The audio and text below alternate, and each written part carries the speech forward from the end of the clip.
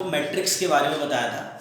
Matrix की property कल मैंने आपको मैट्रिक्स के प्रकार और मैट्रिक्स क्या होता है उसको समझाया था। आज हम उससे आगे बढ़ते हैं। आज हम पहले मैट्रिक्स की प्रॉपर्टी के बारे में पढ़ते हैं। तो सबसे पहले इसमें आपके पास पार्ट आता है अलजेब्रा ऑफ मैट्रिक्स, आव्यूह की बीजगणित कहते हैं इसको। तो इसमें सबसे पहले हम ए सेक्शन डाल के हम पहले पढ़ते हैं एडिशन ऑफ मैट्रिक्स। इसका मतलब होता है आव्यूह का संयोग। अब मैट्रिक्स, दो मैट्रिक्स अगर आपको गिवन है और उनको आपको ऐड करना है तो उसकी प्रोसीजर क्या होगा, उसके लिए मैंने यहां पर लिखा हुआ है when the two matrix are of same order then their sum is possible. इसका मतलब है कि जब दो आव्यूह एक ही क्रम के हों तो उनका योग संभव है। अब किस तरीके से इसका संभव होगा इसको मैंने एक्सप्लेन कर रखा है। एक हमारे पास मैट्रिक्स जो मैंने आपको कल बताया था, नेक्स्ट है उसमें कि उसका जो प्रॉपर्टी होती है उसको लिखने का जो तरीका होता है वो सीक्वेंस ए आई जे, आई और जे आपके पास स्टैंड करता है एलिमेंट नंबर को, उसका ऑर्डर m क्रॉस n है। एक दूसरा मैट्रिक्स हमने बी लिया है, उसको हमने बी आई जे सिंबल दिया है, उसका भी ऑर्डर थी में। हम दोनों के ऑर्डर सेम है, देखिए m cross n, m cross n। when the two matrices are of same order then the addition will be possible, so a plus b will be possible. Now we will give the example. a हमने एक matrix लिया है 2 0 3 5 1 2, कोई whatever कोई भी आप ले सकते हैं। इसका ऑर्डर 2 क्रॉस 3 है, 2 क्रॉस 3 ऑर्डर का। उसी तरीके से हमने दूसरा मैट्रिक्स लिया b 2 cross 3, both have the same order 2 cross 3 2 cross 3, then the sum will be possible. अब सम किस तरीके से करेंगे ध्यान से देखिएगा। a प्लस बी, पहले मैट्रिक्स a मैट्रिक्स आएगा, फिर प्लस, फिर b मैट्रिक्स आएगा। when we are adding both of them then the elements will have the same number will be added। जैसे आपके पास इस मैट्रिक्स का पहला नंबर दूसरे मैट्रिक्स का पहला नंबर वो उसके साथ ऐड होगा, तो 2 के साथ 1 ऐड होगा क्योंकि इसका ऑर्डर ये a11 है, उसी तरीके से ये b11 है, तो a11 b11 आपस में ऐड हो जाएंगे। उसी तरीके से a12 b12 आपस में ऐड हो जाएंगे, a13 b13 आपस में ऐड हो जाएंगे, और सेम एस 21 ये वाला ये वाला ये वाला, और ऐसे प्रोसीजर से चलता रहेगा। तो इसके बाद हम इनको फिर ऐड करेंगे, ये आपके पास इसका रिजल्ट आएगा, और इसका जो रिजल्ट आएगा it have also be the same order 2 cross 3। तो इस तरीके से हम मैट्रिक्स को ऐड करते हैं।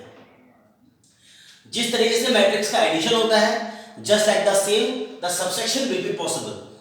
उसमें बस आपके पास डिफरेंस यहां पर जहां सम है वहां डिफरेंस आ जाएगा a माइनस बी। अब उसके लिए मैंने एक नोट लिखा हुआ है, इस नोट पे देखिए यहां पर मैंने लिखा है if the order will not be same addition will not be possible. इसका मतलब है कि यदि आव्यूह का क्रम समान नहीं है तो योग अथवा अंतर संभव नहीं होगा, यानी कि ना तो हम ऐड कर पाएंगे और ना हम डिफरेंस कर पाएंगे। एक एग्जांपल से मैंने उसे एक्सप्लेन किया है। एक मैंने 2 क्रॉस 2 ऑर्डर का मैट्रिक्स लिया हुआ है 1 2 3 4, और एक दूसरा मैट्रिक्स हमने बनाया है b 2 क्रॉस 3 ऑर्डर का। अगर आप इसमें देखें तो इसका ऑर्डर 2 क्रॉस 2 है, इसका ऑर्डर 2 क्रॉस 3 है, so the matrix will not be same order, so a plus b will not be possible. तो a प्लस b उस समय इसमें ऐड नहीं कर सकते क्योंकि इसका ऑर्डर 2 क्रॉस 2 है, इसका ऑर्डर 2 क्रॉस 3 है। और मैंने आपको बताया कि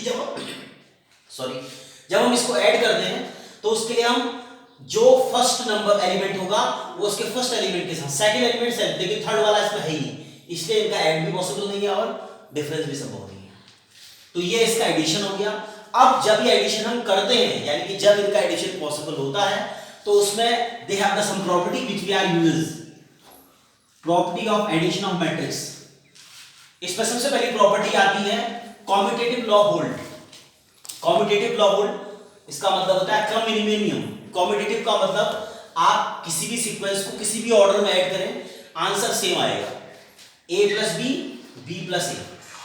तो आप a प्लस बी भी कर सकते हैं और b प्लस ए भी कर सकते हैं। तो अगर आपने b को पहले लिखा a को बाद में लिखा तो इसके रिजल्ट में कोई चेंज नहीं आएगा। इसका मतलब जो एडिशन लॉ होता है वो कॉम्पिटिटिव लॉ को फॉलो करता है। सेकंड, उसके बाद फिर आता है associative law. Associative law just like the same of competitive, इसको हिंदी में शास्त्रीय नियम कहते हैं। Associative law hold for 3 numbers. इसमें हमने 3 मैट्रिक्स लिए हुए हैं a b c। पहले हम ए और बी को ऐड करेंगे, after that we will add the same C on the other hand, when first we will add B plus C and the another one is A, the result will be same. उस समय दोनों का answer एक ही आएगा। उसके बाद तीसरा law लगता है इसमें, एक्जिस्टेंस ऑफ आइडेंटिटी, योगात्मक तत्समक की संभावना। एडिशन ऑफ आइडेंटिटी का मतलब है कि आपके पास एक मैट्रिक्स ए है कोई भी, उसमें आपने नल मैट्रिक्स जोड़ा है, ये जो जीरो लिखा हमने इसको हम बोलते हैं नल मैट्रिक्स। तो नल मैट्रिक्स को अगर आपने ऐड किया ए प्लस जीरो और जीरो प्लस ए, यानी कि कॉम्पिटिटिव लॉ की तरह आपने इसको अप्लाई किया है, तो इसका रिजल्ट वही मैट्रिक्स आपको फाइंड आउट हो जाएगा जो मैट्रिक्स आपने लिया है। इसको हम कहते हैं एक्जिस्टेंस ऑफ आइडेंटिटी, यानी कि अगर आप किसी मैट्रिक्स में नल मैट्रिक्स ऐड करते हैं तो उसका रिजल्ट वही मैट्रिक्स आपको प्राप्त हो जाता है। चौथा है एक्जिस्टेंस ऑफ इनवर्स, इसे कहते हैं प्रतिलोम। हिंदी में एक्जिस्टेंस ऑफ इनवर्स का मतलब हो गया कि जो आपने मैट्रिक्स लिया है आपने उसके साइन को कन्वर्ट कर देना है, यानी कि हर एक नंबर का साइन कन्वर्ट हो जाएगा और जब आप इसको ऐड करेंगे तो इसका रिजल्ट जो आएगा वो एक नल मैट्रिक्स आपको मिल जाएगा। जो जीरो है यहां पर, ये आपके पास नल मैट्रिक्स हो गया, नल मैट्रिक्स। तो ये आपकी प्रॉपर्टी ऑफ एडिशन है। अब जैसे मैंने आपको प्रॉपर्टी ऑफ एडिशन के बारे में बताया, एडिशन ऑफ मैट्रिक्स समझाया, उसी तरीके से आप इसका डिफरेंस, जो डिफरेंस ऑफ मैट्रिक्स है वो अप्लाई कर सकते हैं। जो प्रॉपर्टी एडिशन के लिए लगेगी, just like the same we will use the property of subtraction और डिवीजन और डिफरेंस। ठीक है, अब उसके बाद हम अगली प्रॉपर्टी में आते हैं।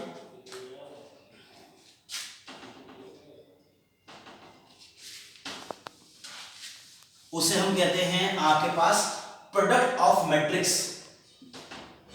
डिफरेंस वाला मैं आपको नहीं बता रहा हूं क्योंकि वो बिल्कुल एडिशन की तरह अप्लाई होना है, बस साइन कन्वर्ट हो जाएगा। अब हम आते हैं property of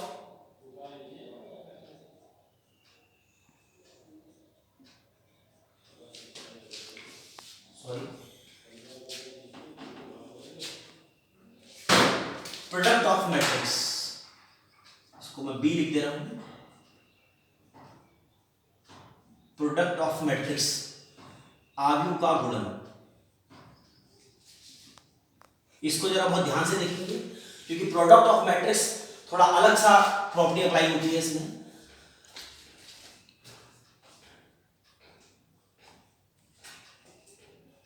product of matrix will possible only when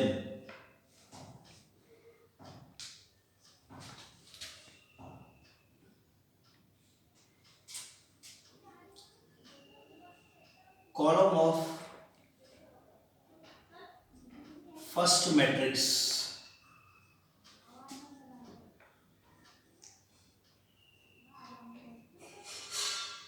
number of column of first matrix equals to number of rows of second matrix। इसका अर्थ है दो आव्यूह का गुणन, यानी कि प्रोडक्ट तभी संभव है जब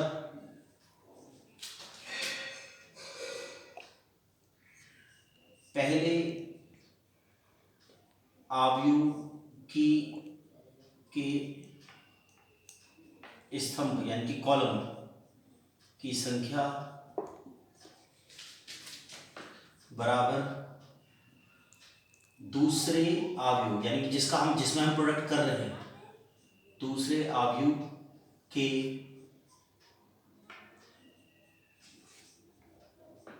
पंक्तियों की संख्या, रोज। अब इसका एग्जांपल समझाता हूं मैं आपको। हमारे पास सपोज एक मैट्रिक्स है ए, जिसको सिंबल हमने दिया ए आई जे, इसका ऑर्डर हमने लिखा m क्रॉस n। एक मैट्रिक्स हमने बी लिया, दूसरा जिसके साथ इसका प्रोडक्ट करना है, इसको सिंबल दिया बी जी के, और इसका ऑर्डर लिया हमने एन क्रॉस पी। तो इसमें ये आपको इसको ऐड करना है, इसमें अगर आप देखें एम क्रॉस एन, मैंने आपको बताया कि जो एम क्रॉस एन है उसमें एम कहला स्टैंड फॉर रोज और N stand for column. M पंक्तियां और एन स्तंभ को दिखाता है, एम स्तंभ और वो पंक्तियां और एन आपके पास स्तंभ को दर्शाता है। बी जो हो गया इसका ऑर्डर है एन क्रॉस पी, इसमें एन रो है और पी कॉलम है। तो एम जो है ये रो को दिखाता है, एन ये आपके कॉलम को दिखाता है, यहां पर एन सेम एज ये रो को दिखाता है और पी ये कॉलम को दिखाता है। तो अगर आप इसमें देखें तो पहले ऑर्डर की जो कॉलम है, नंबर ऑफ कॉलम्स, और इसकी नंबर ऑफ रो ये सेम, ठीक, ये सेम हो गए। तो क्या होगा, इसका मतलब हो गया कि ए बी इज पॉसिबल।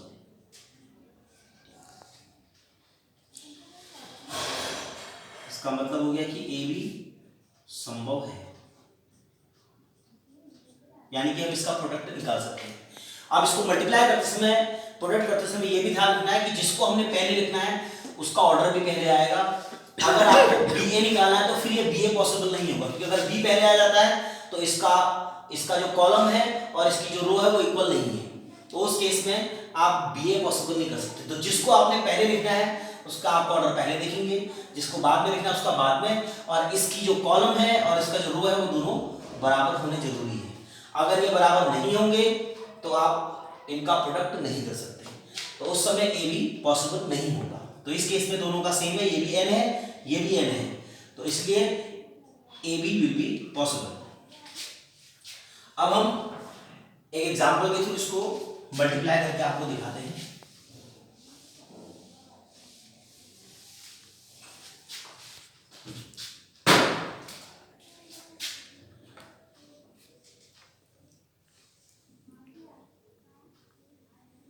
ध्यान से देखिएगा मल्टीप्लाई किस तरह से। पहले मैं सिंपल ऑर्डर, एक छोटा ऑर्डर लेके आपको इसको समझाता हूं।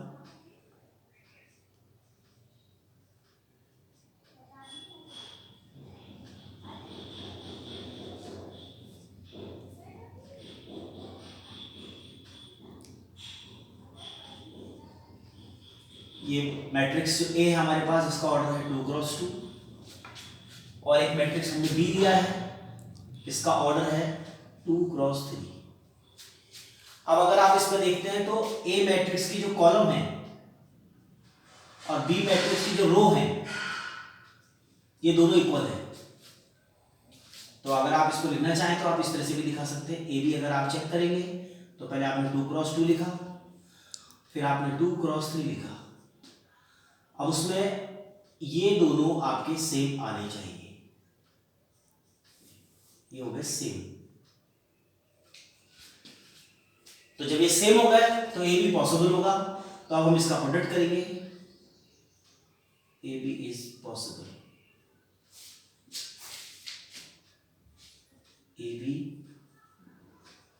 संभव है। अब हम इसको मल्टीप्लाई करते हैं, तो पहले हम ए बी है तो ए को पहले लिखेंगे, 2 3 4 5, फिर बी लिखेंगे 1 2 3 2 1 0।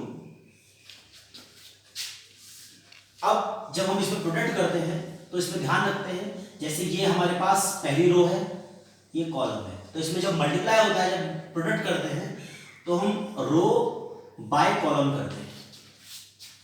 यहां पर हम रो से चलते हैं और यहां पर हम कॉलम से चलते हैं, रो बाय कॉलम। तो मल्टीप्लिकेशन किस तरीके से होता है देखिएगा। पहले जो ए है इसका पहला जो एलिमेंट है वो बी के फर्स्ट कॉलम के एलिमेंट, रो बाय कॉलम, पहली रो पहला कॉलम, पहली रो का फर्स्ट एलिमेंट पहले कॉलम का फर्स्ट एलिमेंट। मैं मल्टीप्लाई करके भी लिख देता हूं, 2 × 1, 2 से 1, उसके बाद 3 से फिर 2 और बीच में प्लस आएगा। 3 × 2। तो रो पहली, उसका पहला एलिमेंट, दूसरे कॉलम का पहला एलिमेंट, क्योंकि रो बाय कॉलम मल्टीप्लाई होना है। उसके बाद फर्स्ट रो का सेकंड एलिमेंट और पहले कॉलम का सेकंड एलिमेंट उससे मल्टीप्लाई होना है। तो पहला पहले से, दूसरा दूसरे से मल्टीप्लाई, उसके बीच में प्लस आना है। उसी तरीके से फिर फर्स्ट रो का हो गया। अब फिर फर्स्ट रो सेकंड कॉलम के साथ वैसे ही मल्टीप्लाई करेगी जिस तरीके से यहां पर हुआ है। अब 2 का फिर 2 से मल्टीप्लिकेशन, फिर प्लस 3 का 1 से, फिर ऐसे अगली थर्ड कॉलम के लिए 2 का 3 से, प्लस 3 का 0 से। तो ये पहली रो, पहले कॉलम, दूसरे कॉलम, तीसरे कॉलम, तीनों से मल्टीप्लाई हो जाएगी। उसके बाद फिर आपके पास सेकंड रो का नंबर आएगा, और जैसा हमने पहली रो के साथ किया था सेम वैसे ही 4 का 1 के साथ, प्लस 5 का 2 के साथ, फिर 4 का सेकंड कॉलम का नंबर से 5 × 4 × 2 प्लस 5 × 1, फिर 4 का 3 से, फिर 5 × 0। ठीक है, एक बार फिर से देखिएगा। जब हम रो लेते हैं तो पहली रो लेनी है और पहला कॉलम लेना है। पहली रो का पहला एलिमेंट पहले कॉलम के पहले से, पहली रो का दूसरा एलिमेंट दूसरे कॉलम के पहले एलिमेंट से, पहले कॉलम से। तो 2 से 1 को मल्टीप्लाई करेंगे, फिर प्लस आएगा बीच में, 3 से फिर 2। अगर कोई और नंबर होगा तो वो नंबर फिर इधर से, ये हो जाएगा एक पार्ट। फिर इसी रो का दूसरे कॉलम से वैसे ही 2 का पहले से, फिर 3 का दूसरे से, फिर इस 2 का 3 से, फिर इसका, और सेम एज सेकंड। अब इसको हम कैलकुलेट कर लेंगे। 2 × 1 = 2, 3 × 2 = 6, 6 और 2 8, 2 × 2 = 4, 4 और 3 7, 3 × 2 = 6, 3 और 0 6, 6 ही आएगा। 4 × 1 = 4, 5 × 2 = 10, 10 और 4 14, 4 × 2 = 8, 8 और 5 13, 4 × 3 = 12, 5 × 0 5, 0 हो गया। सो ये आपका प्रोडक्ट है। तो इस तरीके से हमने ए बी प्रोडक्ट निकालना है। तो निकालने से पहले इस चीज को याद रखना है कि जब हम कोई भी एलिमेंट लेते हैं, कुछ भी वैल्यू लिखते हैं, तो सबसे पहले जिस मैट्रिक्स को पहले लिखना है उसका ऑर्डर, दूसरे का ऑर्डर लेने के बाद उसका पहले वाले का कॉलम दूसरे वाले की रो बराबर होनी चाहिए, तब इसका ए बी निकलेगा। अदरवाइज ए बी पॉसिबल नहीं होगा। और मल्टीप्लाई करते समय, प्रोडक्ट करते समय पहले row by column, row by column, row by column करते हुए चलते जाना है। पहली रो का कॉलम से किया, वो यहाँ पर आया, फिर उसी पहली रो के लिए फिर उसके आगे लिखना है, तो उसी रो, क्योंकि हम उसी रो में चल रहे हैं तो उसी रो में लिखते जाएंगे, फिर अगली रो में आएगी, उसके बाद आपके पास रिजल्ट आ जाएगा। तो ये इस तरीके से आप प्रोडक्ट निकाल सकते हैं। तो आज मैंने आपको अलजेब्रा ऑफ मैट्रिक्स समझाया। इसमें हमने एडिशन और प्रोडक्ट, दो चीजों के बारे में आपको हमने एक्सप्लेन करा कि किस तरीके से हम मैट्रिक्स को ऐड करते हैं और उनका प्रोडक्ट निकालते हैं। अगली वीडियो में मैं आपको इससे आगे की प्रॉपर्टी डिस्कस करूंगा, और इस वीडियो को देखिएगा, लाइक करिएगा, सब्सक्राइब करिएगा, और अगर कोई डिफिकल्टी हो, कोई प्रॉब्लम हो तो मुझे आप इस पर सेंड कर सकते हैं। धन्यवाद।